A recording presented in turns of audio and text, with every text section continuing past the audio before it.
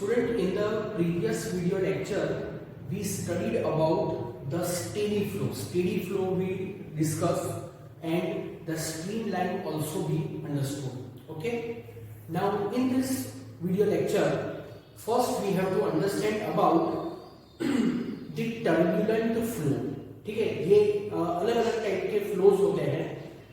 तो turbulent flow भी एक टाइप का फ्लो होता है.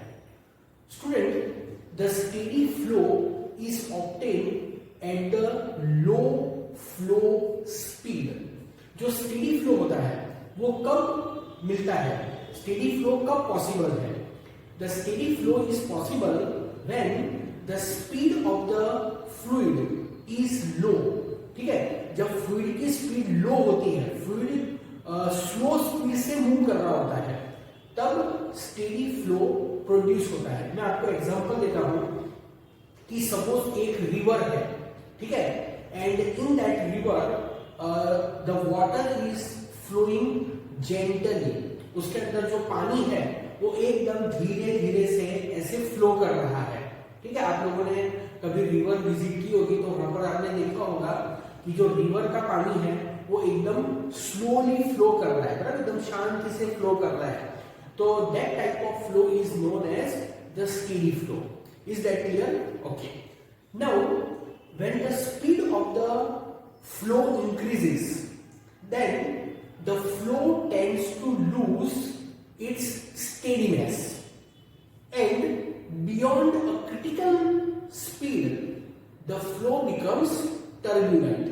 बात आपको समझ में आई होगी कि जैसे जैसे फ्लो की स्पीड इंक्रीज होती है तो जो फ्लो होता है वो अपनी स्टेडीनेस को लॉस करता है, और एक स्पीड होती है जिस स्पीड को कहते हैं क्रिटिकल स्पीड, और क्रिटिकल स्पीड के बाद तो वो फ्लो स्टेडी नहीं रहता है, और फिर वो फ्लो कैसा हो जाता है? That flow is known as the turbulent flow. तो स्टूडेंट, मैंने आपको जो एग्जांपल दिया रिवर का कि when the water is flowing gently, then the flow is known as the steady flow. But in the same river, when there is a flood situation, जब उसी river के अंदर बाढ़ आ जाती है, ठीक है, तो फिर उसका जो फ्लो होता है वो कैसा होता है? आप लोगों ने देखा होगा, अगर एक्चुअली में नहीं देखा है, ठीक है, तो फिर शायद फिल्मों में आपने देखा होगा, टीवी में आपने देखा होगा कि जब बाढ़ आती है नदी के अंदर तो जो वाटर का जो फ्लो होता है, which type of flow it is. Is it clear to you?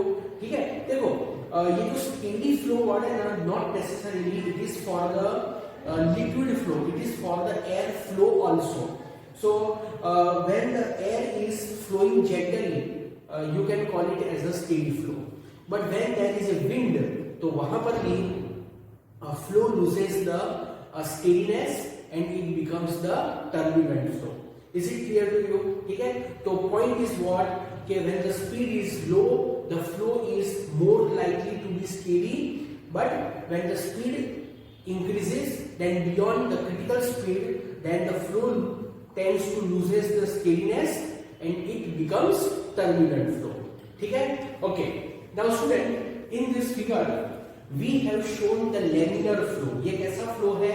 Laminar flow है. देखो, ये कोई नया टाइप का फ्लो नहीं है, ठीक है. जो आगे मैंने आपको स्टेडी फ्लो एक्सप्लेन किया था उसमें स्ट्रीमलाइंस थी, ठीक है, तो ये जो फ्लो है वो भी एक स्ट्रीमलाइन फ्लो ही है. In the streamline flow there are different layers of the fluid. So here also there are different layers of the fluid, बराबर. तो इसको एक जस्ट एक नया नाम दिया है. क्या नाम दिया इसको? इसको कहा लैमिनर फ्लो. ठीक है, so here we have a laminar flow of fluid, ठीक है, and in this flow the velocity of the fluid particle may be different at a different points. Velocity of the fluid particle may be different at a different points. Is it clear? Okay. Now here we have to understand the turbulent flow. Turbulent flow कब create होता है? ठीक है, तो student मैंने आपको example दिया river का example. So in the river when the water is moving with the large speed, then when that water collides with some rocks, बराबर, when the water collides with the rock, then small foamy like water rapid are produced. Some foam like water rapids are produced. ठीक है, तो in that situation the flow is turbulent. तो turbulent flow कब produce होता है? Suppose there is a water and when that water collides with some obstacle, for an example water collides with some rock. आप अगर नदी किनारे अगर गए होंगे तो आप लोगों ने वहां पर देखा होगा कि the water which is flowing seems to be very clean, एकदम clean water दिखता है. आप उसके बॉटम पे भी देख सकते हो कि जो छोटे छोटे पत्थर पड़े होते हैं पानी के नीचे वो भी आपको दिखाई देंगे. बराबर, अगर कोई टर्टल है तो वो भी आपको वहां पर दिखाई देगा. You can see the fish also there because that water is flowing very gently and it is very clear water. But when that water is colliding with some rocks, जो नदी के किनारे जो पत्थर पड़े होते हैं, ठीक है, तो जो नदी के अंदर जो पत्थर होते हैं वो पत्थर के साथ जब वो वाटर कोलाइड होता है तो फिर क्या होता है? At that place where there is rock some white water rapids are produced. What is produced? White water rapids are produced. ठीक है, मतलब आपको वहां पर जो वाटर है वो ऐसा थोड़ा सा मिल्की जैसा, दूध जैसा हो जाएगा. वहां पर फोम प्रोड्यूस होगा. क्या प्रोड्यूस होगा? फोम प्रोड्यूस होगा, मतलब ऐसा झाग जैसा प्रोड्यूस होगा, है कि नहीं? Okay, so at that place the flow is known as the turbulent flow. समझ में आया आपको टर्बुलेंट फ्लो क्या होता है? ठीक है, तो student as I told you that when the water flowing steadily, when it collides with some obstacle like a stone, then the foamy water is produced, which is known as the white water rapids. ठीक है, इसको क्या कहते हैं? white water rapids कहते हैं. So at that place the flow is known as the turbulent flow. Okay, now here this figure also shows the turbulent flow. देखो यहां से लेके यहां तक the flow is steady flow. It is a steady flow. Now here there is an obstacle like a strip. ये जो आपको दिख रहा है ये एक obstacle है, strip है. अच्छा, अब बुक में मेंशन नहीं किया हुआ है but I am telling you कि ये जो फ्लो है this is the flow of air. It is the jet of air. क्या है वो? It is a jet of air. बराबर, मतलब जो air है it is moving with a certain high velocity. ठीक है, when this jet of air is colliding with the strip, ये एक strip है, ठीक है, एक obstacle है, एक strip है which is held perpendicular to the direction of the jet of air.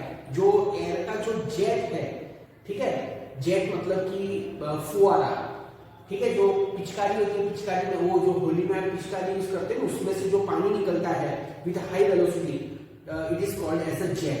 तो जेट वर्ड अलग अलग जगह पर यूज होता है. तो here this is the jet of air and this jet of air is colliding with this obstacle, may be a paper strip which is held perpendicular to the direction of jet. So on colliding with this obstacle the shape of the streamlines, ये जो streamlines है, the shape of the streamline is changed. इस तरह का shape हो जाता है, ठीक है. It does not remain linear, but थोड़ा सा ऐसा curve जैसा हो जाता है. This is the ideal picture. Understand this thing. This is the ideal. मतलब रियल में ऐसा नहीं होता है. In reality it is slightly different, but figure में वो एक्चुअल सिचुएशन ड्रॉ करना पॉसिबल नहीं है. So here the idealized situation is shown to you. So this type of flow is known as the turbulent flow. Is that clear? तो student हमने turbulent flow क्या होता है वो हमने समझा है. ठीक है, अब जो नेक्स्ट टॉपिक है that is very very important topic.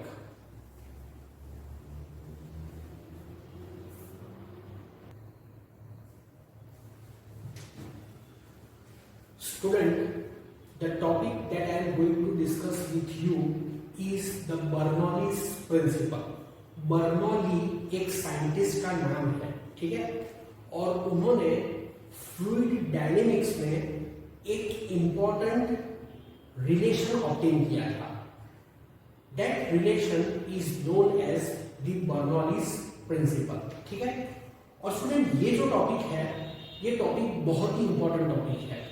आपके स्कूल एग्जाम्स में, इवन मेरे टेस्ट में भी 3 मार्कर और 4 मार्कर के लिए आप इसको एक इंपॉर्टेंट टॉपिक कंसीडर कर सकते हैं। ठीक है, दूसरे भी है ऐसे questions, but this is one of them. ठीक है, you must learn this topic. First you have to understand this very well so you can learn it properly. So we will understand the Bernoulli's principle. ठीक है, so student, to understand the Bernoulli's principle we have considered a tube through which a fluid is flowing. देखो मैं आपको ये पूरा topic explain करूं तो मैं आपको एक बात बता देता हूं कि एक्सप्लेनेशन में थोड़ा सा मैं एलोबरेट करके आपको एक्सप्लेन करूंगा। ठीक है, you have to write as per the notes. ठीक है, so we have a tube और you can say a pipe having a varying, मतलब के चेंजिंग क्रॉस सेक्शनल एरिया। तो आपको फिगर में जो दिख रही है ये क्या है, ये एक पाइप है। दिस इज अ ट्यूब और उसका जो एरिया ऑफ क्रॉस सेक्शन है वो कैसा है, वेरिंग है, मतलब कि चेंजिंग है। You can see that at the left end the area of cross section is narrow, and as you go on the right side the area of cross section gradually increases, and at the right side the area of cross section is bigger. समझ में आया? Actually it is a long pipe, it is a long tube, but I have shown its small part. समझ में आया? Okay, here there is a point 1 और यहां पर लो या यहां पर लो, मीनिंग सेम ही है। There is a point 2। ठीक है, तो यहां पर ये पॉइंट 1 है। देखो all this are at the almost same place. ठीक है, तो यहां पर मैं पॉइंट 1 को शो कर रहा हूं, यहां पर पॉइंट 2 है। ठीक है, so in this tube a fluid is flowing. Now that fluid is having the certain characteristic. तो सबसे पहले तो वो जो फ्लूइड है, वो जो फ्लोइंग फ्लूइड है, उसके क्या क्या कैरेक्टरिस्टिक है। It's characteristic is the flow is steady. कैसा फ्लो है, स्टेडी फ्लो है। Second, it is incompressible. कैसा है, इनकंप्रेसिबल है। इनकंप्रेसिबल मतलब its density is not changing with the position. Here the area of cross section is narrow, so fluid will be contracted. ठीक है, यहाँ पर area of cross section is larger, so there is a large space through the fluid is flowing. So it is not so that here the density will increase, volume will decrease, density will increase, and here volume will increase and density will decrease. It is not so.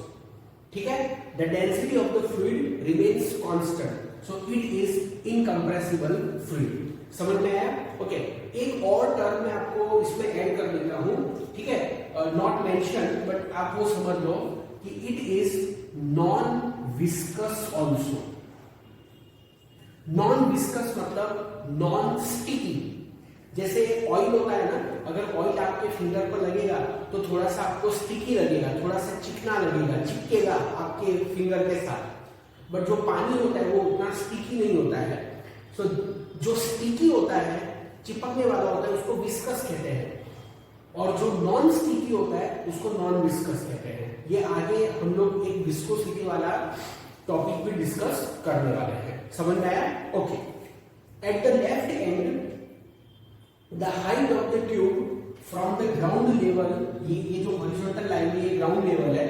So at the left end the height of the tube from the ground level is h1, at the right end the height of the tube from the ground level is h2. ठीक है, area of cross section at the left end is a1, मतलब यहां से लेके यहां तक equal area of cross section है, ऐसा समझो। so area of cross section is a1 and at the right end, which is a broader end, the area of cross section is A2. The pressure of the fluid at this point is P1 and pressure of the fluid at point 2 is P2. Velocity of the fluid at point 1, ये जो point 1 है वहां पर fluid की velocity v1 है and at point 2 the velocity of the fluid is v2. समझ में आया आपको? Okay. So through this tube the fluid is flowing. Now initially the fluid is lying between point B and the point D. बराबर, ये जो D है यहाँ पर आप एक डॉट इमेजिंग कर लो, तो initially the fluid is between the point B and the point D. मतलब आप ऐसा समझो, देखो ये B पॉइंट से लेके D पॉइंट तक जो ट्यूब का जितना भी रीजन है that is filled with the fluid. बात सुनिए आपने ध्यान से, the region of the pipe between point B and the point D is filled with the fluid. मतलब यहां से लेके जहां पर मैंने पेन रखी है यहां ये पूरा फ्लूइड है up to the point D. D point के आगे अभी ट्यूब खाली है, वहां तक फ्लूइड पहुंचा नहीं है. आई बात समझ में? ठीक है. Now, in the time interval delta t, the fluid at point B covers a distance BC and the fluid at point D covers a distance DE. फिर से एक बार बोल रहा हूं.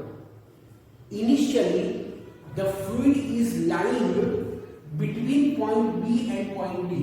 मतलब यहां तक पूरा ये जो पूरी ट्यूब है ना, उसमें B पॉइंट से लेके D पॉइंट तक पूरा फ्लूइड फील्ड है और फिर D पॉइंट के आगे ये जो पोर्शन है दैट पोर्शन इज एम्प्टी. मतलब वहां पर कोई फ्लूइड नहीं है. ठीक है. But in the time interval delta t the fluid which was initially lying between the point B and the point D has shifted and now it is lying between the point C and the point E. समझ में आया आपको? Okay. Now here the volume of the region BC. Can you see this region? तो ये जो region है उसका जो वॉल्यूम है, ये BC region का जो वॉल्यूम है and the volume of this DE region is same. समझ में आ रहा है आपको? देखो ये जो BC region है ना student, its length is more but the area of cross section is narrow. This DE region is having a small length but its area of cross section is larger. तो volume क्या होता है, मैंने आगे भी आपको समझाया है कि volume is the product of area of cross section and the distance. So area of cross section narrow, distance more. Area of cross section larger, distance less. So here the volume are equal. जो volume है वो equal है. Or you can say that the volume of the fluid in this region, ये जो मैं shading कर रहा हूँ, ये मैं शेडिंग करके आपको मैं ये बता रहा हूँ कि इस रीजन के अंदर ये फ्लूइड है, तो ये जो शेडिंग है ये शेडिंग को आप फ्लूइड कंसीडर कर लो. Similarly, this is also the fluid. ये भी फ्लूइड है, बराबर. So the volume of the fluid in this BC region and volume of the fluid in this DE region is equal. अब fluid की density भी same है. यहां पर जो फ्लूइड है उसकी डेंसिटी, यहां पर जो फ्लूइड है उसकी डेंसिटी सेम है, क्योंकि fluid is incompressible, so density is not going to change. तो सुनो फिर से, ये BC रीजन का वॉल्यूम और DE रीजन का वॉल्यूम सेम होगा, बराबर. तो मास का फॉर्मूला क्या है? Mass is equal to volume into density. तो वॉल्यूम भी सेम, ये दोनों रीजन के, ये रीजन और ये रीजन के वॉल्यूम भी सेम और डेंसिटी ऑफ फ्लूइड भी same. So what does it means? It means that the mass of the fluid in this region and mass of the fluid in this region is equal. समझ में आया? अच्छा, एक दूसरी important बात मैं आपको समझाता हूं. Student, in the tube the fluid is flowing. अब आप एक बात समझो कि यहां पर जो फ्लूइड है, ठीक है, it is passing through the certain cross sectional area, and here the fluid is passing through some different cross sectional area. So here the velocity of the fluid will also change as per the equation of continuity. आपको याद है ना, मैंने equation of continuity explain किया था कि when the fluid is flowing through the pipe having the different cross sectional area, then its velocity is different. बराबर? तो here velocity of the fluid is changing. क्या चेंज हो रही है? Fluid की वेलोसिटी चेंज हो रही है। हाँ, अगर area of cross section of the pipe is uniform तो फिर वेलोसिटी चेंज नहीं होगी, but since the pipe is having the varying cross section area, its velocity will change. Student, when the velocity of the fluid will change, acceleration will be produced in the fluid. बराबर बोला ना मैंने? When the velocity of the fluid will change, acceleration will be produced in the fluid. सो यहां पर एक question है कि which is the force required to produce that acceleration. जो फ्लूइड की वेलोसिटी चेंज होती है उस पे जो एक्सीलरेशन प्रोड्यूस होता है, ठीक है, तो वो एक्सीलरेशन प्रोड्यूस कराने में कौन सा फ्लूइड, वो एक्सीलरेशन प्रोड्यूस कराने में कौन सा फोर्स, फ्लूइड नहीं, एक्सीलरेशन प्रोड्यूस कराने में कौन सा फोर्स, मतलब कौन फोर्स अप्लाई करता है। I repeat once again, there is a change in velocity of the fluid, so acceleration is produced in the fluid. So question is the question is who exert the force to produce that acceleration। ठीक है, मैं आपको समझाता हूं। देखो यहां पर situation student ऐसी है कि ये जो फ्लूइड है उसका area of cross section less है, यहां पर area of cross section large है। बराबर? अब suppose fluid larger cross section से स्मॉलर क्रॉस सेक्शन में, ठीक है, मैं यहां पर एक दूसरी फिगर ड्रॉ करता हूं जिसको मैं बाद में ड्रॉ कर दूंगा। देखो यहां पर area of cross section is larger, here area of cross section is larger and here area of cross section is smaller. So when the fluid goes from region 1 to region 2, तो here velocity will increase, क्योंकि जहां पर area of cross section less होता है वहां velocity high होती है। So when the fluid goes from region 1 to region 2, its velocity increases, acceleration is produced. तो एक्सीलरेशन के लिए फोर्स कौन अप्लाई करेगा? Student, the fluid surrounding the given fluid element exert a force.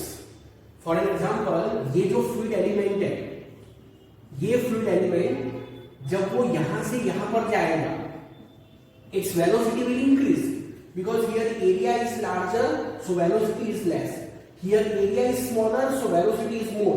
सो सुनना ध्यान से, व्हेन दिस फ्लूइड एलिमेंट, मतलब fluid का part, when this fluid element goes from region 1 to region 2, its speed increases, acceleration is produced. So who applied the force in producing the acceleration? The fluid surrounding it. क्या कहा? The fluid surrounding the fluid element. जो fluid element है, जो fluid का part है, उसके आजू बाजू का जो fluid है वो उसके ऊपर force apply करता है। आई बात समझ में आपको? ठीक है, तो देखो ये सब डिस्क्रिप्शन के पॉइंट्स है और ये सब डिस्क्रिप्शन आपको मेंशन करना पड़ेगा। ठीक है, अगर आप सिर्फ और सिर्फ डेरिवेशन पार्ट लिख दोगे, अगर आप सिर्फ और सिर्फ डेरिवेशन पार्ट लिख दोगे तो फिर आपको कंप्लीट मार्क्स नहीं मिलेंगे।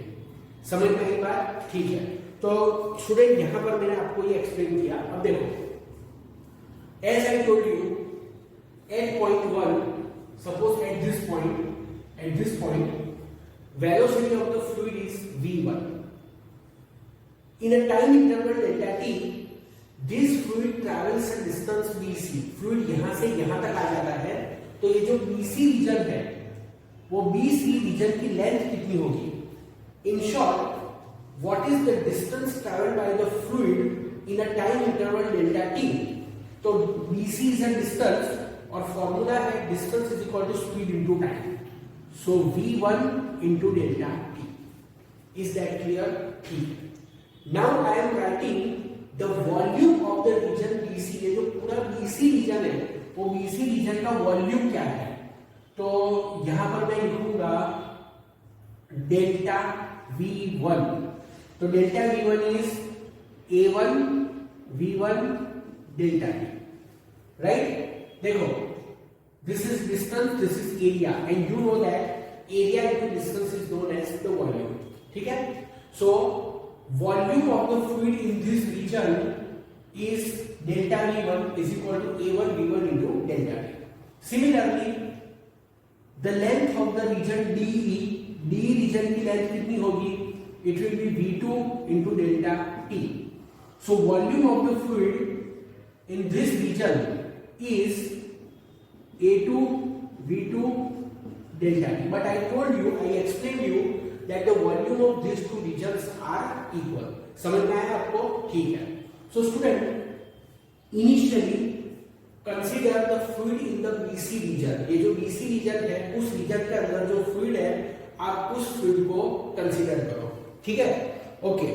Now here, the work done on the fluid W1 is equal to work done on fluid in BC. जो BC रीजन में फ्लूइड है उसके ऊपर जो वर्क होता है. तो स्टूडेंट, वर्क का फॉर्मूला क्या है? Work is equal to force into displacement, बराबर? तो फोर्स क्या है? फोर्स मतलब pressure into area. So P1A1 is the P1A1 is the force. तो फोर्स लिखा, डिस्प्लेसमेंट, तो displacement is V1 into delta. आया समझ में आपको? Work is equal to force, this bracket term is force. Force is the product of pressure and area and this is the distance. Is that clear? ठीक है. तो ये एक हमने लिखा P1. But here I explain you that A1 V1 delta T is delta V. इसको मैं delta V लिखूंगा क्योंकि मैंने आपको समझा दिया है कि delta V1 and delta V2 are same. और delta V1 is the volume of this region, delta V2 is the volume of this region. तो volume is same. So this is P1 into delta V. समझ में आया आपको ये? ठीक है. Then W2. W2 is work done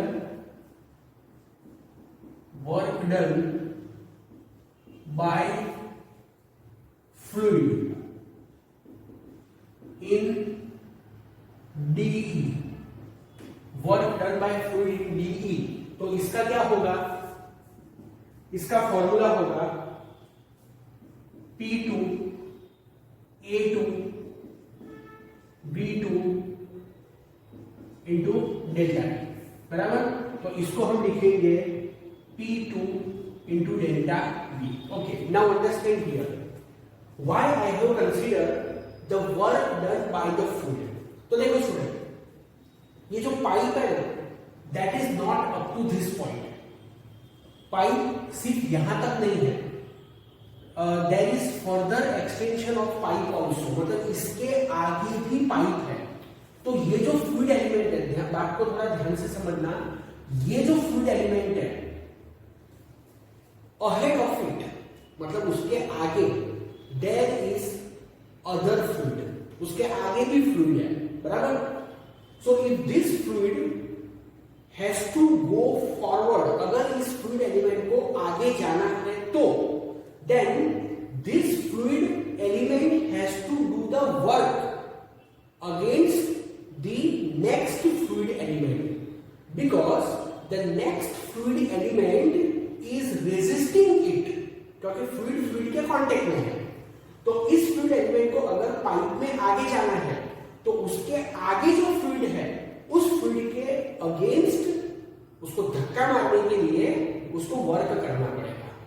ठीक है? तो W2 is work done by the fluid DE. तो इसको मैंने ऐसे लिखा है, बराबर? तो अब मैं इसको लिखूंगा इसको मैं W2 ही लिखता हूं, बट उसका मीनिंग मैं अब चेंज कर देता हूं, वर्क डन ऑन आएगा, sorry, work done on fluid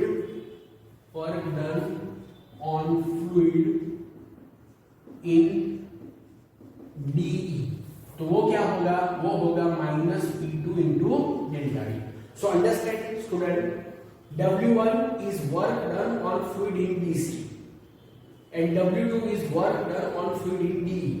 So W is total work done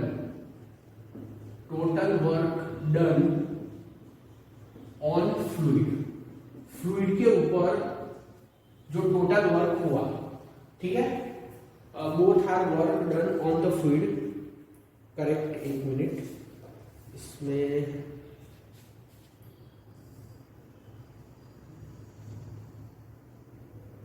right, so total work done on the fluid is W1, actually W1 plus W2 आएगा, but addition करने में वो फिर minus हो जाएगा, ठीक है, तो W is equal to P1 minus P2 into delta D.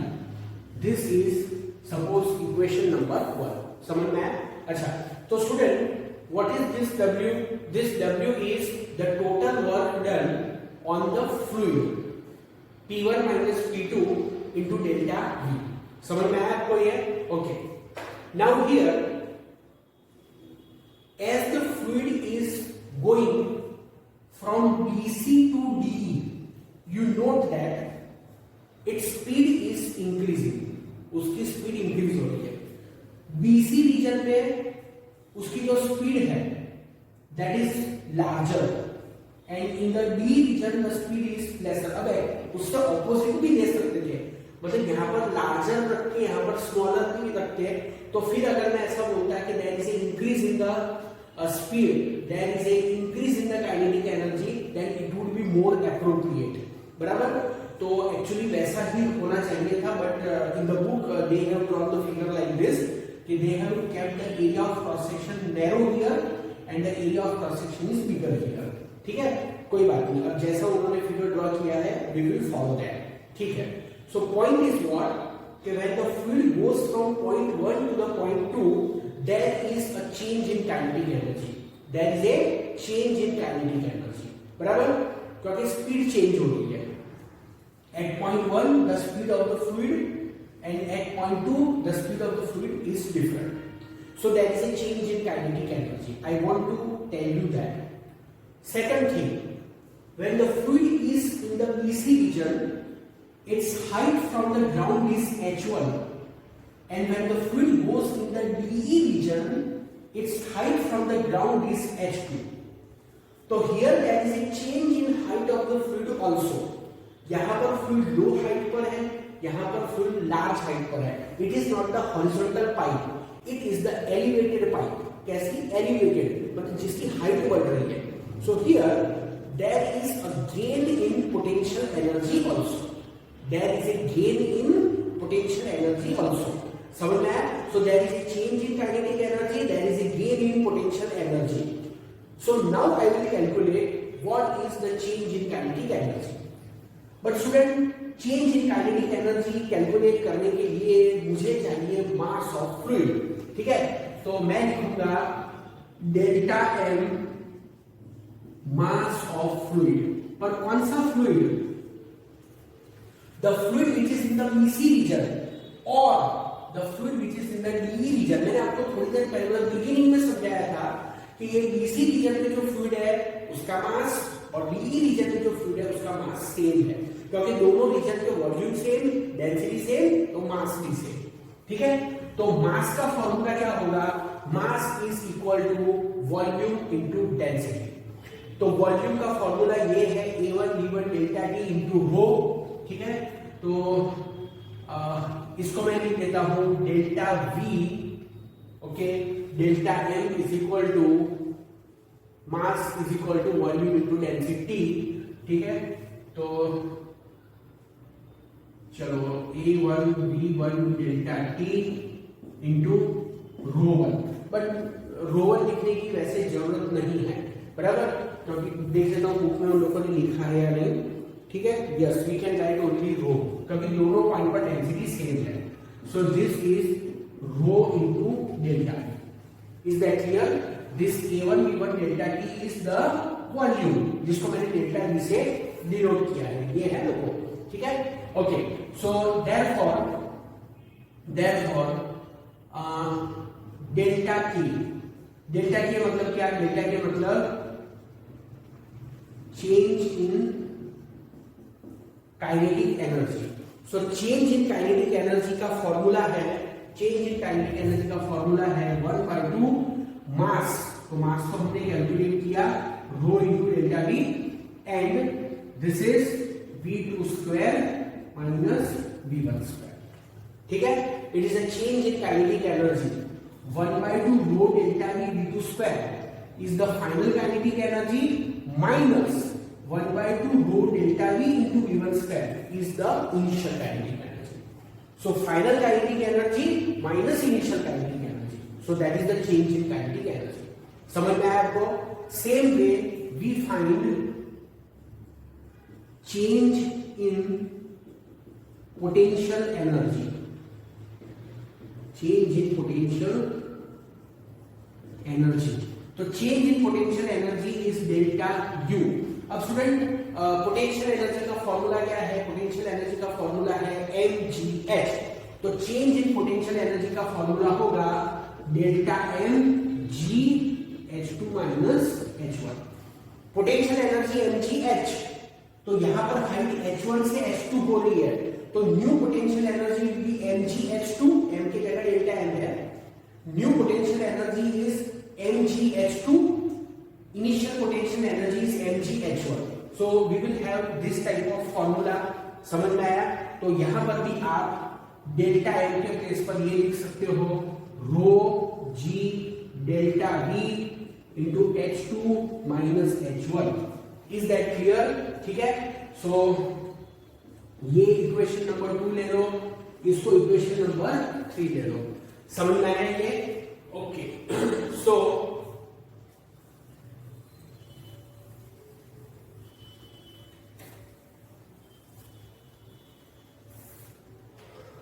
So we have the work done, change in kinetic energy and change in potential energy.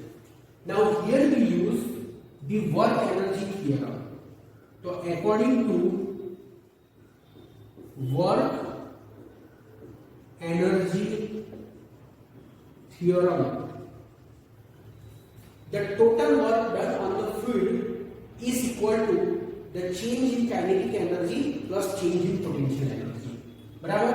तो मैं लिखूंगा W is equal to delta K plus delta U। तो W क्या है? W is P1 minus P2 into delta K। Delta K is what? 1/2 rho delta V V2 square minus V1 square. And what is delta U? This is rho g delta v h2 minus h1. Let me just confirm this, so there should not be any problem. Yes, that is correct. ठीक है। अब इसमें से cancel क्या होगा? Delta v delta v delta v, that will be cancel। ठीक है। तो हमारे पास फॉर्मूला आएगा P1 minus P2 is equal to 1/2 rho v2 square v1 square plus rho g h2 minus h1।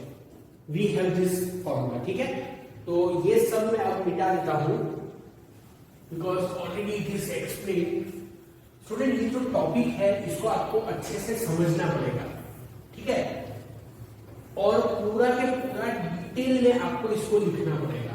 ऐसा नहीं कि आप सिर्फ नेसेसरी स्टेप्स लिख के छोड़ दो, ठीक है, ऐसा नहीं चलेगा। पूरा के पूरा टॉपिक आपको समझना पड़ेगा और फिर उसको एज इट इज आपको उसको लिखना पड़ेगा, ठीक है।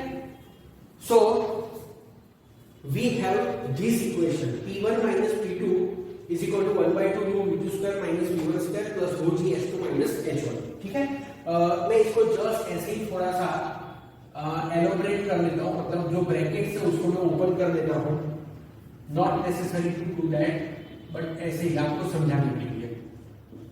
रो V1 square plus rho g H2 minus rho g H1। ठीक है, so you can see that there are total 6 terms है, उसमें some term is having the suffix 1 and some term is having the suffix 2। So now what I do, I take all the terms having the suffix 1 on left side. तो P1 तो already left side है, वही रखो उसको, इसको left side पर ले लो, तो 1 प्लस हो जाएगा 1/2 rho V1 square plus rho g H1 को भी लेफ्ट साइड पर ले लो, तो rho g H1 is equal to P2 plus rho g H2 plus 1/2 rho V2 square. We have this, is it clear? ठीक है, अब स्टूडेंट यहां पर ये जो P1 और P2 है, their meanings are simple. P1 is the pressure at point 1 and P2 is the pressure at point 2। ठीक है, अब ये जो 1/2 रो V1 स्क्वायर है वो है क्या? वो काइनेटिक एनर्जी नहीं है, क्योंकि kinetic energy is half mv square. तो ये हाफ तो है, V1 स्क्वायर तो है, पर ये जो रो है वो m नहीं है, बराबर ना? इट इज अ रो। तो रो क्या होता है? रो होता है मास अपॉन वॉल्यूम। तो अगर आप देखो, मैं आपको समझाने के लिए लिख रहा हूं, बाद में मैं मिटा दूंगा। ऐसा है, रो की जगह मैंने m/v लिखा, तो दिस इज काइनेटिक एनर्जी पर वॉल्यूम। तो ये क्या है? 1/2 रो V1 स्क्वायर क्या है? इट इज काइनेटिक एनर्जी पर वॉल्यूम। ठीक है, सिमिलरली ये जो रो जी H1 है, it is not the potential energy, क्योंकि पोटेंशियल एनर्जी में m आता है और यहां पर तो रो है, तो it is m/v। So this is mgH1/v। So it is what? It is the potential energy upon volume. तो rho g H1 is what?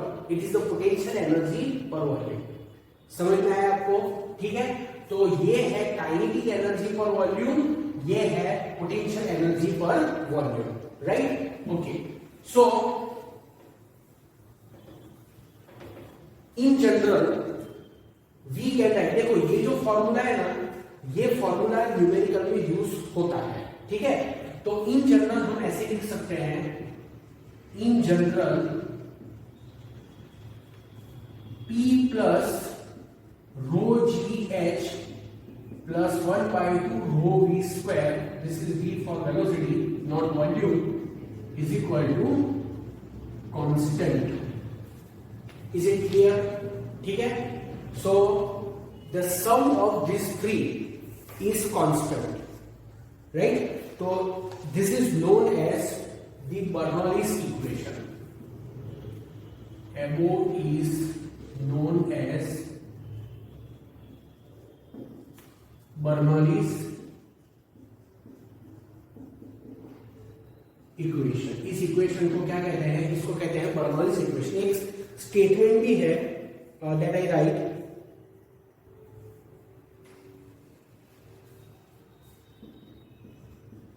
As we move along the streamline,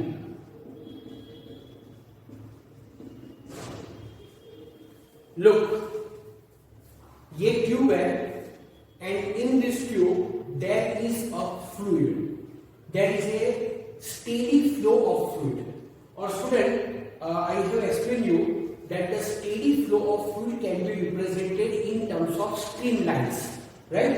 तो जैसे ये एक स्ट्रीमलाइन है, वैसे ये स्ट्रीमलाइन है, वैसे ये स्ट्रीमलाइन है, तो you can show this flow in terms of this streamlines, बराबर? अभी तक वैसे नहीं शो किया था, बट जो मुझे लिखना है उसके लिए मैंने ऐसे स्ट्रीमलाइंस शो की, ठीक है? और this are the streamlines. So as we move along the streamlines streamline the sum of pressure P, kinetic energy per unit volume, kinetic energy per unit volume. You can write this as 1/2 rho v square, and potential energy per unit volume.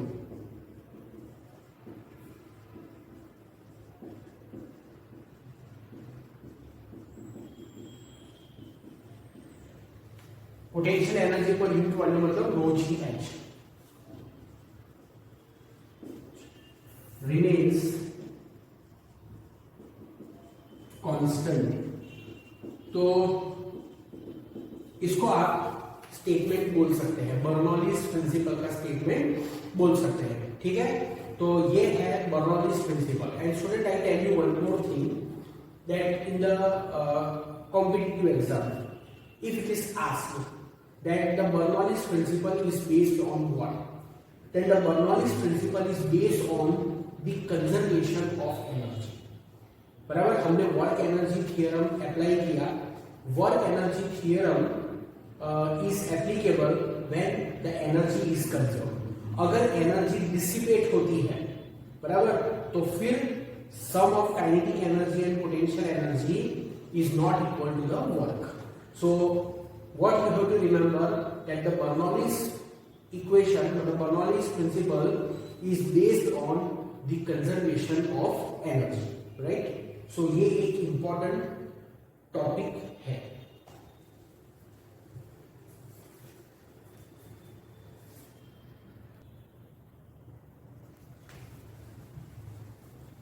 The next topic is Torricelli's law। Student एक term मैं आपको explain करता हूं, efflux. क्या term? EFFLUX, efflux. क्या होता है ये efflux? The fluid flowing out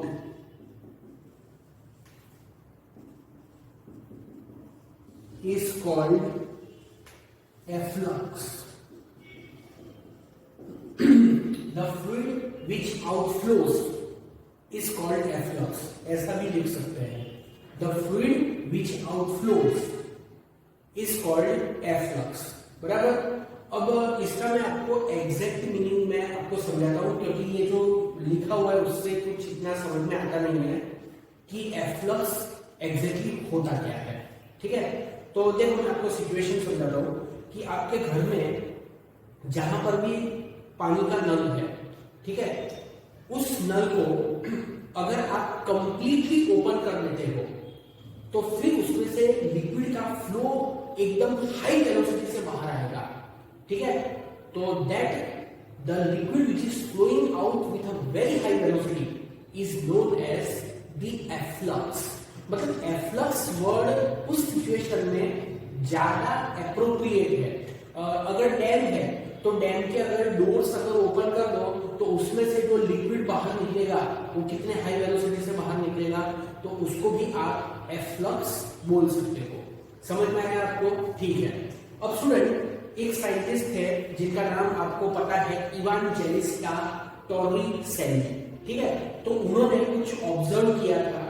क्या ऑब्जर्व किया था वो मैं यहां पर लिखता हूं।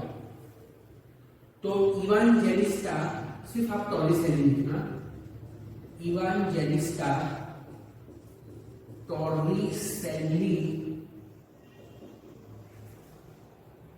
noticed that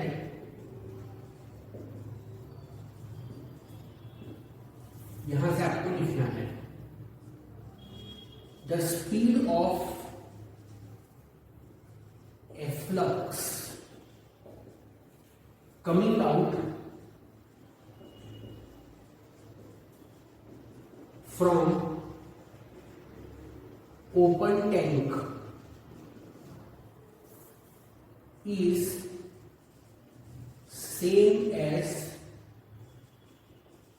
फाइनल वेलोसिटी, एक मिनट, एक वर्ड शायद मैं भूल गया हूं इसमें, the speed of efflux coming out from open tank is same as final velocity of liquid, sorry, final velocity of liquid नहीं, final velocity of particle, final velocity of particle falling free. Student, मैंने जो लिखा है उसका meaning अभी आपको समझाना मेरे लिए डिफिकल्ट है। जब मैं ये पूरा डेरिवेशन आपको एक्सप्लेन करूंगा तो उसका मीनिंग, ये जो मैंने लिखा है इसका मीनिंग मैं आपको अच्छे से समझा सकूंगा। अभी सिचुएशन आपने समझी नहीं है तो फिर बेटर है कि मैं आपको एंड में ही एक्सप्लेन करूं, ठीक है। तो ये जो स्टेटमेंट है, this is known as the टॉर्री-सैंडविच लॉ, ठीक है। तो the speed of efflux coming out from an open tank, अगर कोई ओपन टैंक है, ओपन टैंक मतलब ऊपर से खुली हुई टैंक, समझ में? जैसे हमारे घर में जो टैंक होती है ना, वो ऊपर से कवर्ड होती है ताकि उसके अंदर कुछ मतलब एनिमल्स ना गिर जाए या तो फिर उसके अंदर डस्ट ना गिरे, बराबर, to keep the water pure, ठीक है, पानी गंदा ना हो उसके लिए हमारी टैंक बंद होती है।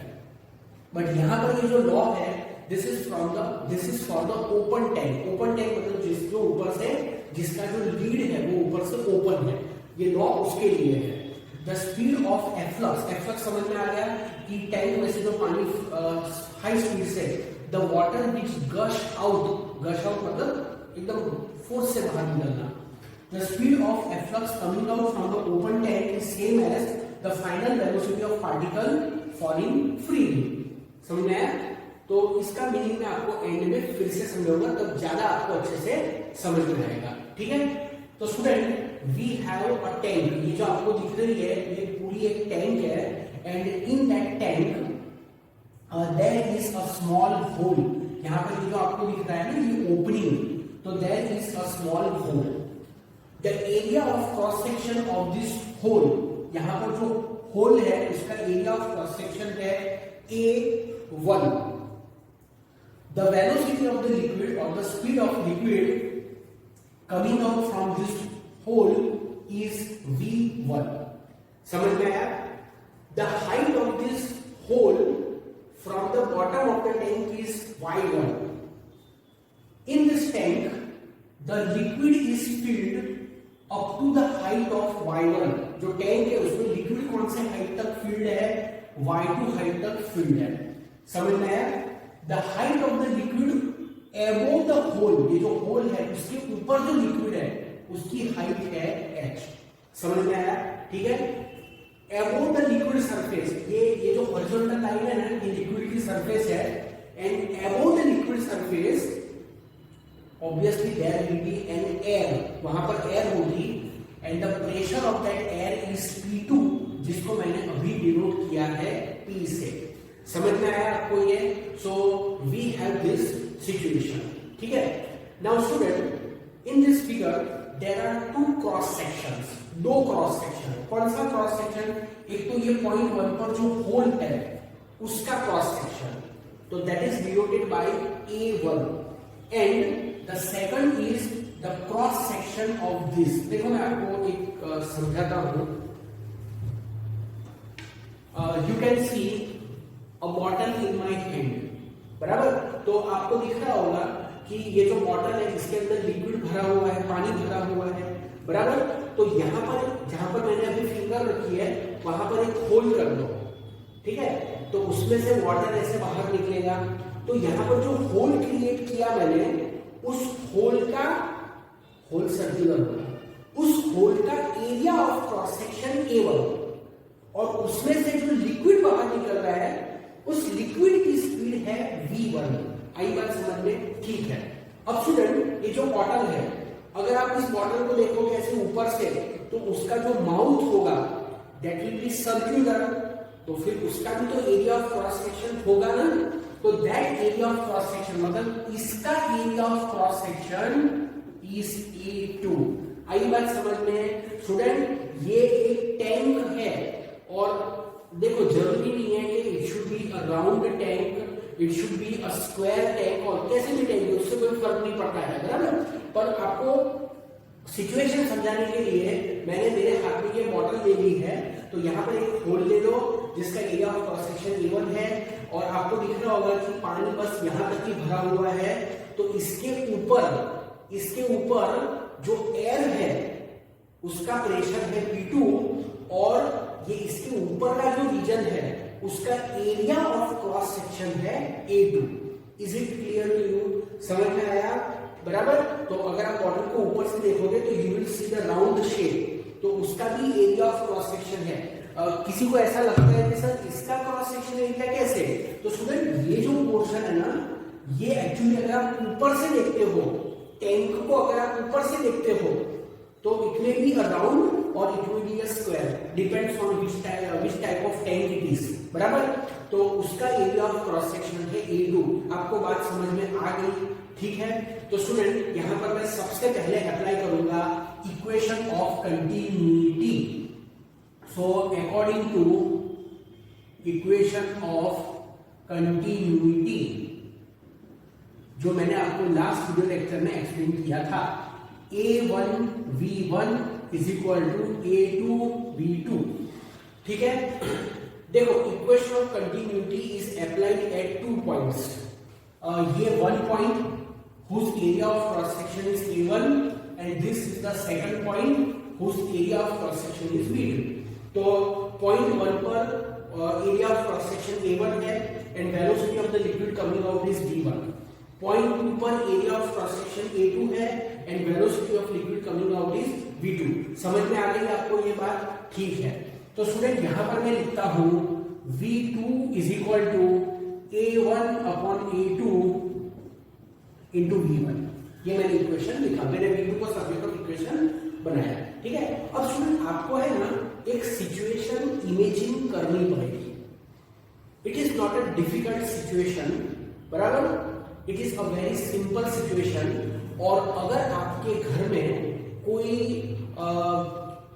अनयूज्ड बॉटल है, ठीक है, तो वेस्ट बॉटल है अगर कि जिसको आपको फेंक देना है, तो आप उसका यूज करके इस सिचुएशन को बहुत ही इजीली समझ सकते हो। ठीक है।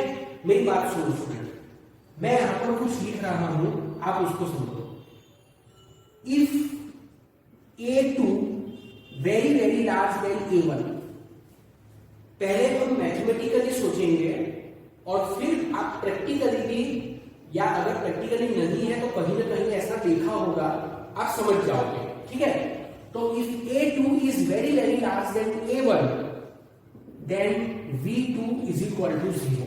देखो डिनोमिनेटर अगर वेरी वेरी लार्ज है, एक सिंपल मैथमेटिक्स है, याद रखो कि अगर कोई भी टर्म है उसका डिनोमिनेटर अगर वेरी लार्ज है तो फिर जो आंसर होता है ना वो 0 के क्लोज होता है।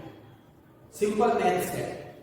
अगर ये A2 की वैल्यू सपोज 1000 है और न्यूमरेटर उसके कंपैरिजन में बहुत स्मॉल है, तो very small upon very large, what it will result? It will result 0। बात समझ में आ गई? मैथमेटिकली मैंने आपको ये बात समझा दी। समझ में आया? ठीक है। अब मैं आपको जो समझा रहा हूं आप देखो स्टूडेंट, ये बॉटल है, इसके अंदर पानी भरा हुआ है। अब I am not going to make a hole in this bottle, क्योंकि मेरे काम की बॉटल है ये, तो मैं वो तो करने वाला नहीं हूं, बट जो मैं आपको समझाऊंगा वो आपको डेफिनेटली समझ में आ जाएगा। ठीक है। तो देखो स्टूडेंट, यहां पर मैंने इस बॉटल को एकदम स्टेडीली होल्ड करके रखा है, एकदम स्टेडीली पकड़ के रखा है मैंने। ठीक है। और यहां पर मैं एक सपोज एक छोटा सा होल क्रिएट कर देता हूं, तो क्या होगा? इसमें से वाटर बाहर निकलेगा, इस होल में से वाटर बाहर निकलेगा, and the speed of that water is V1, जो कि आपको यहां पर दिख रही है। तो यहां से जो वाटर निकलेगा उसकी स्पीड होगी V1, and you will see that the water is coming out with a high speed. आपको दिखेगा कि यहां से जो वाटर निकल रहा है उसकी स्पीड हाई है, but if you observe this level of water, सुनना मेरी बात को ध्यान से, if you observe this level of water you will see that it is at rest. If you see it for some time, अगर आप उसको 30 सेकंड के लिए देखते रहोगे तो आपको क्या दिखेगा पता है कि ये जो वाटर का लेवल है ना, it is going down, but very slowly it is going down. समझ में आ रही है आपको मेरी बात? ये 0.1 में से जो पानी निकलेगा, its speed will be large, so V1 is large. कहां गया V1? ये रहा, V1 इज लार्ज, बट यहां पर जो लेवल है, यहां पर जो वाटर है, उसकी जो स्पीड है, it is going very slowly downward, मतलब it is very very small.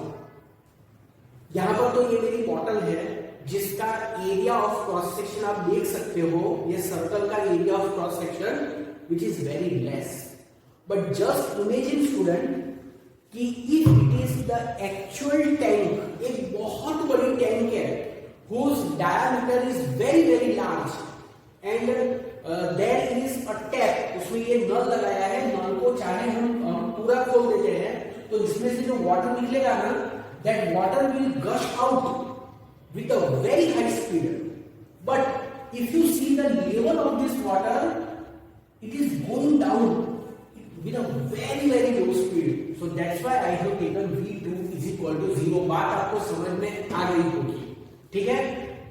Okay, now student what I do, I have to apply the Bernoulli's equation. तो applying Bernoulli equation at 1 and 2, point 1 and point 2 पर Bernoulli का equation apply करो तो ये रहा मेरा point 1 और ये रहा मेरा पॉइंट 2, बराबर। तो बर्नौली इक्वेशन क्या था student? P plus rho g h plus 1/2 rho v square is equal to constant.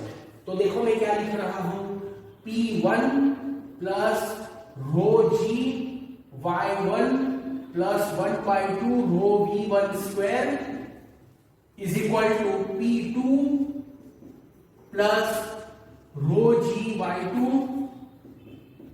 Plus 1/2 rho V2 square. तो हमारे पास ये इक्वेशन है, ठीक है? ये एक इंपॉर्टेंट इक्वेशन यहां पर मैंने ऑब्टेन कर दिया है, ठीक है? ओके, तो स्टूडेंट जैसा मैंने आपको समझाया कि ये जो V2 है वो V2 0 होगा, V2 क्या होगा? 0 होगा, बराबर। तो V2 इज इक्वल टू 0 ले लेते हैं हम, ठीक है? V2 की वैल्यू 0 ले ली और यहां पर मैंने P2 को P लेके रखा है, तो मैं लिखूंगा P2 is equal to P। तो फिर इक्वेशन क्या हो जाएगा? इक्वेशन हो जाएगा P1 plus rho g Y1 plus 1/2 rho V1 square is equal to P plus rho g Y2। तो फिर हमारे पास ये इक्वेशन हो जाएगा, ठीक है? Okay, so we have 1/2 rho V1 square is equal to 1/2 rho V1 square को मैंने सब्जेक्ट ऑफ इक्वेशन बनाया, is equal to P minus P1, P1 को राइट साइड पर ले लिया, plus rho g Y2 minus rho g Y1, ठीक है? तो आप देखो स्टूडेंट, फिगर में ये है Y2, ये है Y1 और Y2 में से अगर हम Y1 को सब्ट्रैक्ट करते हैं तो we are getting this small h। तो व्हाट इज स्मॉल h? बोल सकते हैं उसको height of the liquid above the hole. ये जो होल है उसके ऊपर जो लिक्विड है उसकी हाइट है, बराबर। तो मैं ऐसे भी लिख सकता हूं P minus P1 plus rho g, यहां पर आएगा Y2 minus Y1 that is h। तो यहां लिख देता हूं मैं, because h is equal to Y2 minus Y1, so this is 1/2 rho V1 square. तो फिर V1 स्क्वायर क्या होगा? V1 स्क्वायर होगा V1 square is equal to 2p minus p1 plus 2 rho GH divided by rho, ऐसे होगा। ठीक है, तो therefore V1 is equal to square root में इसको हम लिखते हैं 2p minus p1 divide by rho plus यहां से वो कैंसिल हो जाएगा, इसको अगर आप डिवाइड करोगे तो दिस विल बी 2GH। समझ में आया आपको ये? ठीक है, ओके। तो स्टूडेंट ये एक इंपॉर्टेंट इक्वेशन हम बोल सकते हैं, बराबर? ठीक है, अब यहां पर एक बात समझो student, here we have obtain this equation. Now if pressure above the point 2, ये जो पॉइंट 2 है उसके ऊपर का जो प्रेशर है, बराबर, इसका pressure pressure above the point 2 मतलब पॉइंट 2 के ऊपर क्या है? पॉइंट 2 के ऊपर, जस्ट मिनट, ये बॉटल है ना, तो ये लिक्विड है, ये लिक्विड के ऊपर क्या है? लिक्विड के ऊपर एयर है।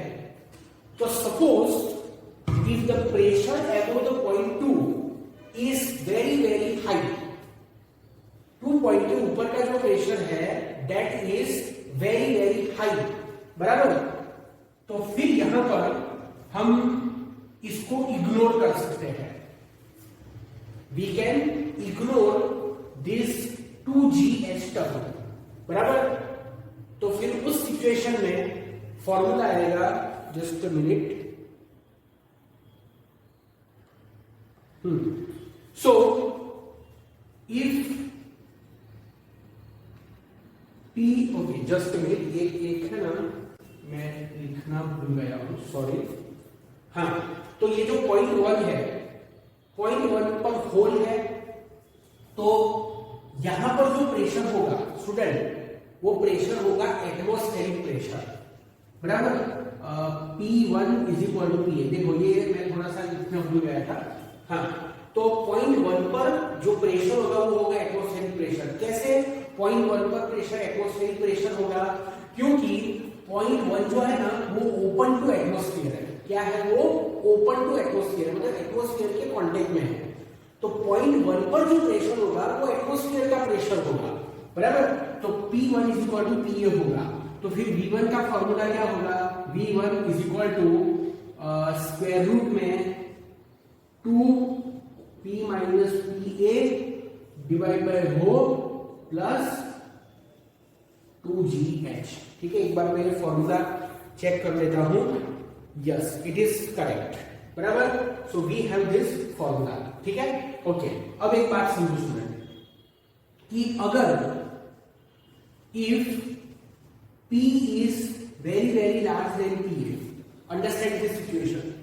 P क्या है? P is the pressure above the point 2. तो if P is very very large than PA, अगर P की वैल्यू PA से very very large है, बराबर, तो फिर आप PA को तो इग्नोर कर ही लोगे, PA will be इग्नोर, बराबर। और आप 2GH को भी इग्नोर कर सकते हैं, बट अगर नहीं किया तो भी चलेगा। बट इन दैट सिचुएशन यहां पर P रहेगा, क्योंकि P is very very large than PA। ठीक है, तो अगर P very very large than PA है तो फिर V1 किसके ऊपर डिपेंड करेगा? V1 will depend on P। Are you getting my point? If P is very very large than PA, देखो फिर से समझो, P है मतलब एटमॉस्फेयर का प्रेशर। यहां पर जो प्रेशर है 1 पॉइंट पर वो एटमॉस्फेयर का प्रेशर है, क्योंकि 1 पॉइंट पर होल है, होल है मतलब एयर वहां पर लिक्विड के कांटेक्ट में है। ठीक है, तो यहां पर प्रेशर एटमॉस्फेरिक प्रेशर है। बट ये पॉइंट 2 के ऊपर जो प्रेशर है, जहां पर मैंने फिंगर रखी है, वहां पर जो प्रेशर है, suppose that pressure is very very large, तो फिर जो V1 है वो किसके ऊपर मेनली डिपेंड करेगा? V1 will mainly depend on P। V1 will mainly depend on the container pressure. क्या कहा मैंने? V1 depend on container pressure. V1 depend on what? V1 depend on the container pressure. अगर P very very large than PA है तो यहाँ पर आप P1 PA को इग्नोर कर दो तो P तो बचेगा, तो फिर V1 डिपेंड करेगा P के ऊपर, और P क्या है? P is the container pressure. क्या? P is the container pressure, मतलब ये जो लिक्विड है, ये लिक्विड के ऊपर यहाँ पर जो भी एयर है, जो भी गैस है, उसके प्रेशर पर डिपेंड करेगा। तो V1 depend on the container pressure. Student, this type of situation is found in the rocket. देखो, रॉकेट जो होता है ना, वो रॉकेट के अंदर एक चैम्बर होती है और उस चैम्बर के अंदर फ्यूल होता है, और वो फ्यूल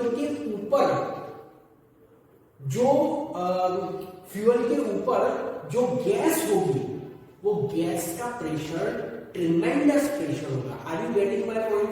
सपोज आप इसको रॉकेट के अंदर का एक फ्यूल चैम्बर इमेजिन करो, तो ये जहां तक ये पानी है तब तक फ्लूइड है, ठीक है।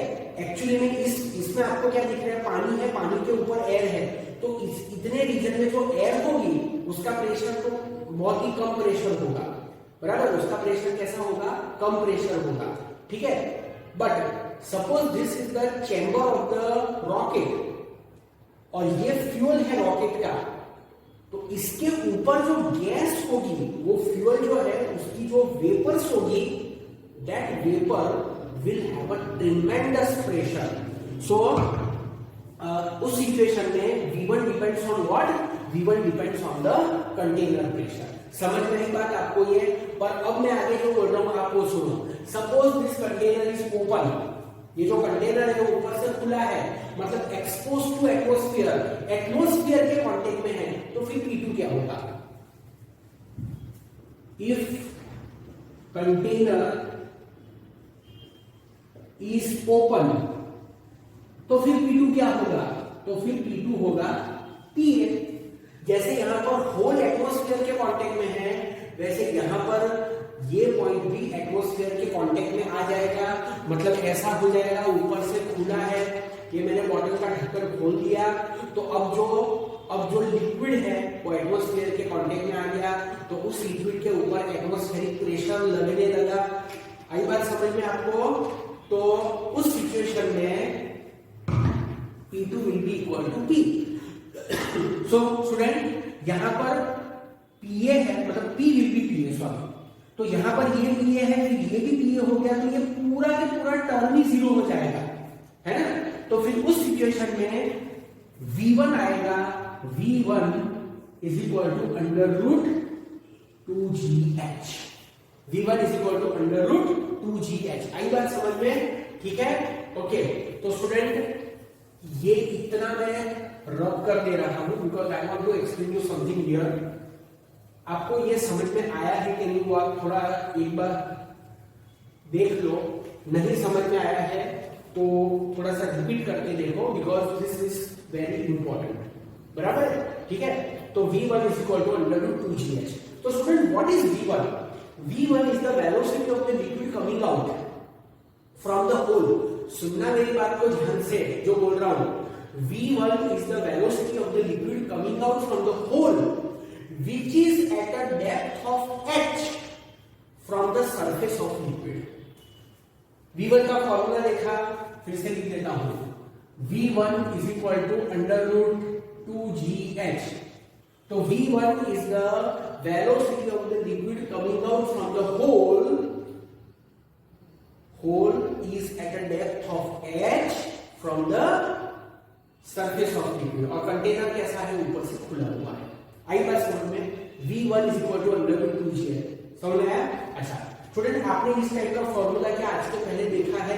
बिल्कुल देखा है आपने कहा देखा है? आपने देखा है चैप्टर नंबर 3 में। मैं आपको समझाता हूं। सपोज ये एक पार्टिकल है जो कि ग्राउंड से, एक मिनट, जो कि ग्राउंड से h हाइट पर है। इट इज इनिशियली स्टेशनरी, तो उसकी इनिशियल स्पीड 0 होगी। जब ये पार्टिकल ग्राउंड को हिट करेगा तब उसकी स्पीड कितनी होगी? v² minus v0² is equal to 2ad।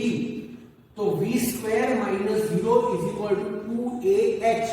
तो v is equal to under root 2GH, क्योंकि एक ही जगह जी आएगा, मैं यहीं पर जी लिख देता हूं। तो है कि नहीं सेम, ये फॉर्मूला इसके जैसा है कि नहीं, ठीक है, ओके।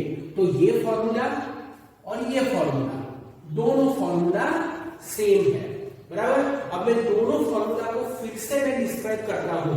मैंने ये फॉर्मूला वहां से लिखा है और ये फॉर्मूला मैंने यहां से लिखा है, तो मैं इसकी मीनिंग आपको समझाता हूं। This is the final velocity of particle falling freely from the height h। क्या कहा मैंने? This is final velocity of particle falling freely from the height h। और ये क्या है? This is the velocity of the particle, sorry, this is velocity of the water coming out from the hole which is at a depth of h। ये जो whole है ना, वो h depth पर है from the free surface of liquid.